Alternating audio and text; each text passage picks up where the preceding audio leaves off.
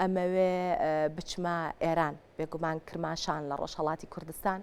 دکتۆر سیامک بەهرامی مامۆستای زانکۆ لەگەڵمان ئامادەیە. دکتۆر زۆر بەخێر هاتن. $100 ئەمڕۆ 14 ملیۆن و 300 هزار تمەنی تێپەڕان دکتۆر بەهرامی. لاوازی پێکهاتەی ئابووریە ئەم دابەزینەی تمەن یان بە بڵە و باری دەرونیە کە کاریگەری کردوێتە سەرە و دراوە؟ سڵاو و ڕێزی منی جاراستی ئێوە و بینەرانی خۆشەویستی تەلەڤیزیۆنەکەتان. هەروایەنە کە خۆتان ئاماژەتان پێکرد هۆکاری بەرزبوونی نرخی دولار لە ناو ئێرانە فقط هۆکارێکی ناوەکی نییە، بە دەرەوێکی زۆر ڕەبتی هەیە بۆ ئەمە کە بتوانین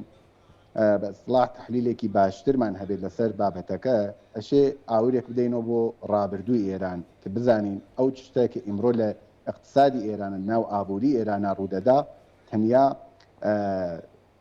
پەیوەندی لەگەڵ ئەو شەرایطان نیە کە ئێستا ئەو بارودۆخان نیە کە ئێستا لە ناو ئێرانە یان لە ناو دەرەوە ئێران و ڕوودەدا. ئەوە پەیوەندیەکی زۆری هەیە بە ڕابردووی ئێران و بە اقتصادی ئێرانەوە کە ئەگەر دەرفەت هەبێ من ئاماژەیە بکەم بە ڕابردوو زۆر بچووک و بعد بین لەسەر ئەمڕۆ باس بکەین. ئابووری ئێران لە ساڵی 1340 هەتاوی تا ساڵی 1352 هەتاوی ئابووریەکی زۆر گەورە بوو، زۆر سەرسوڕهێنەر بوو بۆ هەم خودی ئێرانیەکان هەم بۆ ئەو کەسانە کە لە دەرەوە چاویان لە ئێرانە کرد. ئێران ئابووریەکی زۆر باشی بوو، نرخێکی تەوەڕمی زۆر لە خوارەوە بوو. میانگینی ئەو تەوەڕمە کە هێمە لە دەورەی شا بیگرین نزیکی 6% بوو. ئەگەر بین قیاسی بکەین لەگەڵ ئەمڕۆی ئێرانە میانگینی تەوەڕم لە ناو ئێرانە لە ناو دەورەی جمهوری ئیسلامیە لە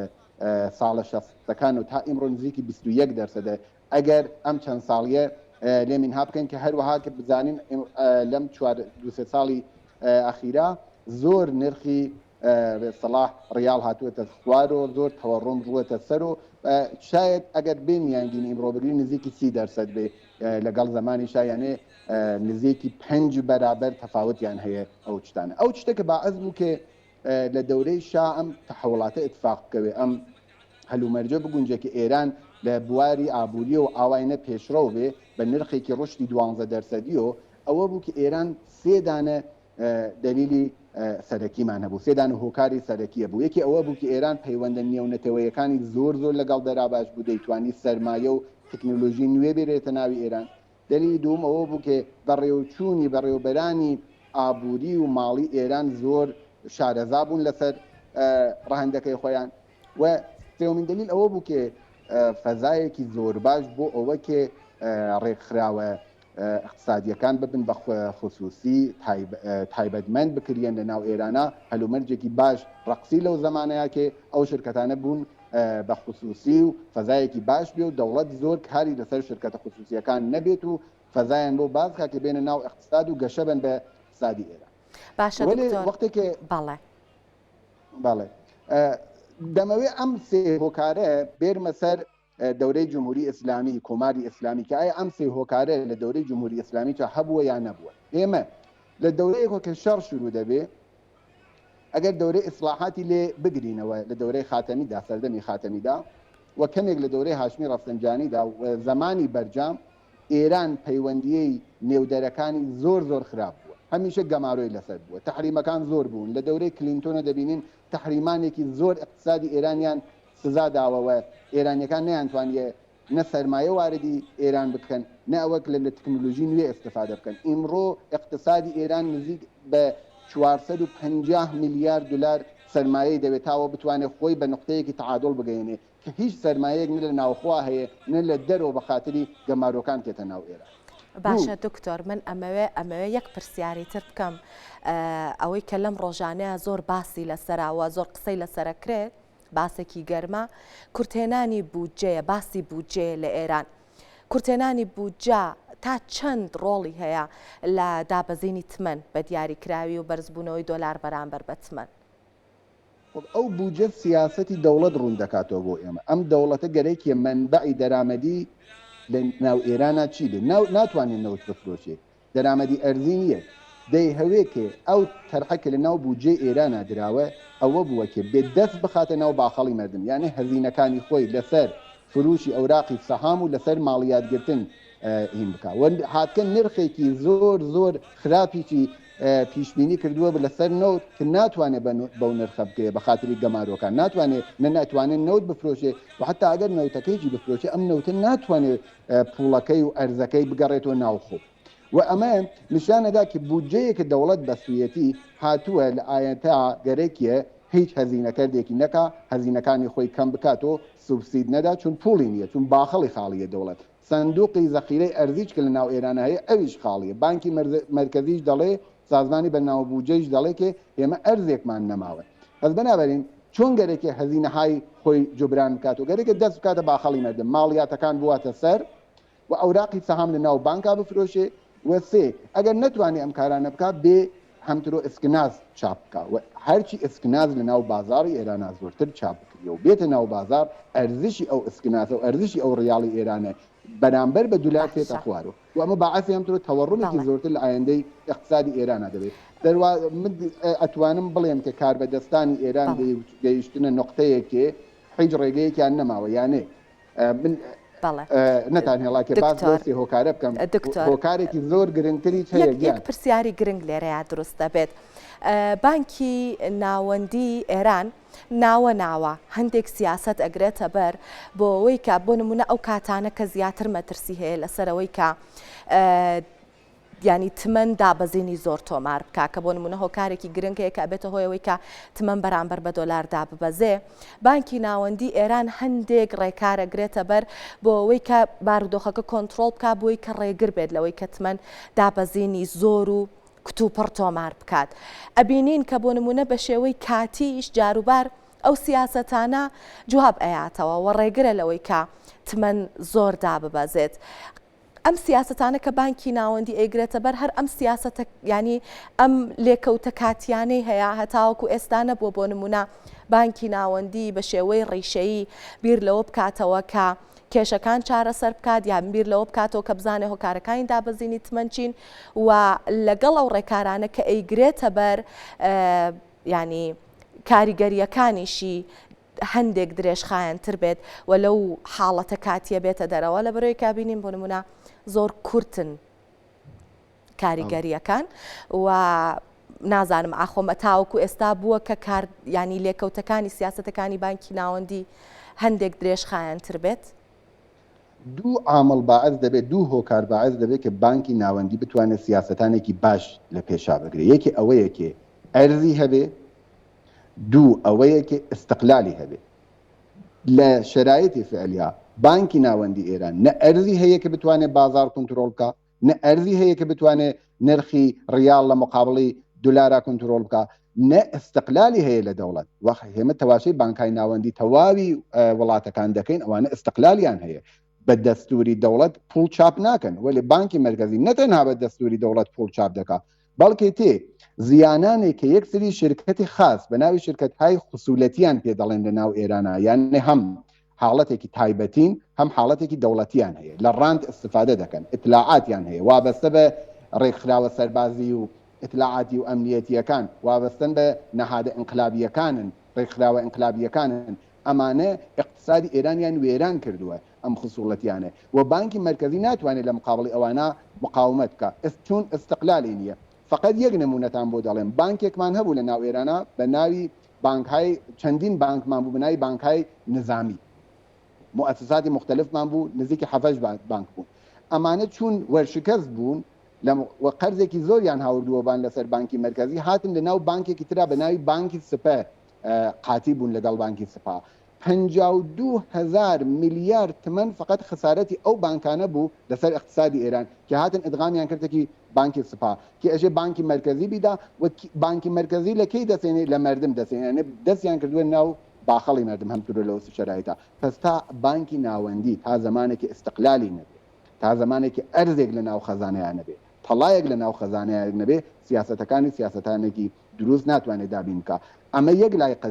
قەزیە ئەوەیە کاربەدەستانی بانکی مرکزی کێن ئەوانەکی اقتصادی ئێران ئەبەن بەڕێوە کێن ئەوانە بە نەفعیان نییە کە سیاسەتانێکی دروست لە ناو ئێرانە جێگیر بێ چون نەفعیان لەواسە وەزعیەتی اقتصادی ئێران هەروایە بحرانی بێ ئەوان لەو بازارە ماڵیانە لەو سەرمایە ماڵیە خەریکن استفادە و سوء استفادە دەکەن و مەنافعێکی زۆر بۆیان دابین دەکرێت مەخصوصەن لە نرخی وەختی ئەرزەکە هەیە ئەرز لە ناو ئێرانە چەندانە نرخی هەیە وەکو عێراقی لا ئێوە نییە کە یەکدانە نرخی هەبێ دەوڵەت تێ بەم شرکەتانە ئەرز دەدا ئەوانش ئەو شرکەتانە بەجێ ئەوە کە ئەو ئەرزە بڕۆن بەو شتێکە دەوڵەت بۆیان تعینی کردووە خەرجی بکەن ئاتوێن لە ناو بازاری ئازادا بە چەند بەرابەری قیمەت دەیفرۆشن و هەمە باعث بووە کە اقتصادی ئێران وێران بکرێت و ئەو شتێکێ اتفاقەکەوێت لە ناو ئێرانە یانێت حتا هۆکارەکەی لە پەیوەندە نێو دەوڵەتیەکانی ئێرانیش مهمترە لە بەڕێوەبەرایەتی ئابووری ئێرانیش مهمترە کارکردی ئەم شرکەتە خصوصیەتیانەسە کە وابەستە بە سپان وابەستە بە نیروهای نظامین وابەستە بە نیروهای سەربازی و ئەمنیەتین ئاسایشین وابەستە بە نەهادهای ئینقلابی وەکی بنیادی مستەضعفان و جانبازان وەکی بنیانی 15 خۆردادن وەکی فەرمانی ئیجرایی ئیمامن ئەمانە شرکتانێکی مختلفیان دروست کردووە لە ڕاند و ئیطلاعاتی غیرمجاز استفادە دەکەن ماڵیات نادەن شەفافیەتی ماڵیان نییە و باعث بوون کە چون سوودانێکی زۆریان هەیە ئەم وەزعیەتی اقتصادی ئێرانە ئێستا هەیە ئەم هەلومەرگێکی واینە ناویە باعث بووە کە کاربەدەستانی ئێران نەتوانن ئەو ئیسلاحاتە کە لازمە لە ناو اقتصادی ئێرانە ئەنجامی زۆر باشە دکتۆر ئەزانین کە بەهای دراو لەسەر سفرەی هاوڵاتیان کاریگەری ڕاستە و خۆ دروست دەکا بە لەبەر چاوگرتنی ئەو پرۆژە یاسای بودجێ کە دراوە بە پەرلەمان پێتان وایە لە ساڵی داهاتووە ئیمکانی کۆنتترۆلکردنی بەهای تمەن هەبێت بەرامبەر بە دۆلار و ڕێگری بکرێت لەو دابەزینە بەردەوامەکە هەیەی من باسی ئەو سێ هۆکارمە بۆ کردم تا وەختێ لە یەکێک لەو سێ هۆکارانە یا لە هەر سێیانە ئیسلاحاتێک ئەنجام نەبێت هەلومەرێک نوێ نەڕەقسێ گۆڕانکاریەک بەدینەیە اقتصادی ئێران ڕۆژ بە ڕۆژ وێرانتر دەبێت یعنی ئێستا ئەگەر ئیمڕۆ هەر دلارێکی ئەمریکی لە بازاڕی ئێرانە 100 فکەم 44,000 تمەنە یا 146,000 تمەنە ئیمڕۆ هینم نەکردووە دلار تا 250,000 تمەنیش لە ماوەیەکی زۆر کەما تا قبل از نەورۆز دەڕوە مەگەرەوە کاربەدەستانی نظامی جمهوری ئیسلامی کۆماری ئیسلامی بێن یەکێ لەو سێ هۆکارانە یا شرکت‌های خصوصی ئیسلاح بکەن یا ڕەوابطیان لەگەڵ دەرەوەی دنیا دروست بکەن گەمارۆکان لابن یا ئەوە کێ ئیسلاحاتێکی ئەساسی لە ناو اقتصادیانە ئەنجام بدەن کە من لە شرایەتی حاضرە هیچ کەم لەم اتفاقاتە لە ناو ئێرانە نابینم و لە کۆرتە خاوێنیجا لە مەودایەکی خاوێنیجا ئەم اتفاقاتە لە ناو ئێرانە اتفاق ناکاتێ و ڕۆژ بە ڕۆژ ئابووری اقتصادی ئابووری ئێران خراپتر باشە دکتۆر پرسیارێکە لێرەیە هەیە بۆچی لە ئابووری ئێرانە دۆلار ئەوەندە بە خێرایی ئەبێ بە پێنوێنی دەرونی ئابووری کە بۆ نمونە ئەدای هاوڵاتیان ئەدای بازار تەنانەت ئەدای چالاکانی ئابووریش ئەکەوێتە ژێر کاریگەری چاوەڕوانیەکان بۆ داهاتوو بۆ نمونە کە پێشبینیەک ئەکرێت یەکسەر لەسەر ئەساسی پێشبینیەکە تمەن داڕمان بخۆیەوە بینێ بۆچی دۆلار ئاوای بەسەر هاتووە بووە بەو پێنوێنیە مەترسیدارە بەڵێ ئەوە ئەگەڕێتەوە بۆ ئەوە کێ اقتصاد یا ئابووری جگێلەوە کە ئێمە لە لەحازێکی ئەمەڵی و لە لەحازێکی کارکردی و ئەشێتەواشەکەین اقتصاد بارێکی زۆر ڕەوانیی هەیە لە ناو هەر وڵاتێکا دەنەزەر بگرین و چون ئەم دەوڵەتە یا دەوڵەتانی پێشوو یا ئاسان کولی ساختاری اقتصادی ئێران نەیتوانی و ئەو متمانە بدا بە مردم بدا بە جامعە کە ئەگەر سیاسەتێک دەگرێتە بەر ئەو سیاسەتە ئەتوانێت کاریگەری هەبێت لەسەر اقتصاد ئەتوانێت تەسیراتێکی باشی هەبێت لەسەر قیمەتی دلار یا ئەسەن دوورنەمایەکی باش ئۆفۆقێکی جوان لە ئایندەی ئێران ئەتوانێت تەرسیم بکە باعث دەبێت کە مردم اعتماد بکەن بە دەوڵەت بە سیاسەتانی ئابووری دەوڵەت اعتمادیان هەبێ متمانەیان هەبێ و بتوانن بازار بە نەوعێ کنترۆل بکرێت زۆر لەم بە ئەستلاح شێوان شێوە کە وا لە ناو بازار اقتصادی ئێرانە ئەوەیە کە مردم متمانەیان بە کاربەدەستان و بەڕێوەبەرانی اقتصادی و ئابووری ئێران نەماوە اعتمادیان بە سیاسەتانێک نەماوە یەک دوو ئەوەیە کە مردمی ئێران ئومیدێکیان بەوە نەماوە کە بتوانن ئیسلاحاتێک لە ئابووری و یا لە ڕەوابەتی دەرەوەی ئێران و ئەنجام بدرێت کە بتوانێت لەسەر ئابووری مردمیش تەسیر و کاریگەری ئەی باشە دکتۆر ئەوترێت کە باسی سەر ئەو سەرچاوی داهاتانە زۆرەکرێت کە لە بودجیا پێشبینی کراوە ئێوە وەکو پسپۆڕێکی ئابووری پێتان وایە ئەو سەرچاوە داهاتانە کە لە بودجیا پێشبینی کراون واقعیانن پێتان وایە کە وەکو پێشبینی وەکو پسپۆڕانی تر ئەڵێن کورتێنانی گەورە دروست ببێت لە بودجەی ساڵی داهاتووە وتم پێتان یەکێک لە ئەو سەرچاوانێکی ئەوان دایانناوە قیمەتێکیان بۆ نەوت داناوە دەوڵەت دەیهەوێت کە ئیتر دەرامەدی خۆی بە ئێستلاح لەسەر نەوت نەبەستێت یانە منبع و سەرچاوی دەرامەدەکان و پێکاتەکانی خۆی ئەوەز بکە بیکا بە ماڵیات بیکا بە ئەوراقی سەهام وەلێ بازم بە نەزەری من ئەو شتێکی قابلە پیشبینیە ئێران ئەو پیشبینیانە کە لە ناو بوجان نە بۆ نەوت کردویانە دروست دەردێ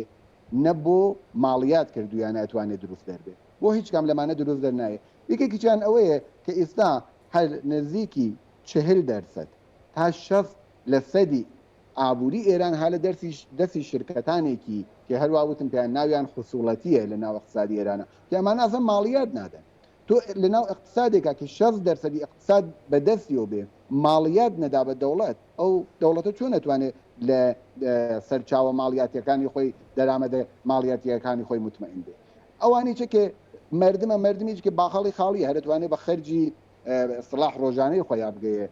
ئەو شتێکی تێرێتە ناو ماڵی تێرێت سەری سفرەی بەو شتان نابگە یعنی ماڵیاتێکی زۆر ناتوانێت ناو دەوڵەتا لە مردم بستێنێ ئەوە شرکەتەکان کێشە بتوانێت ماڵیاتیان لێ بستێنێ ماڵیاتەکەی دەڵێم ئەو شرکەتانە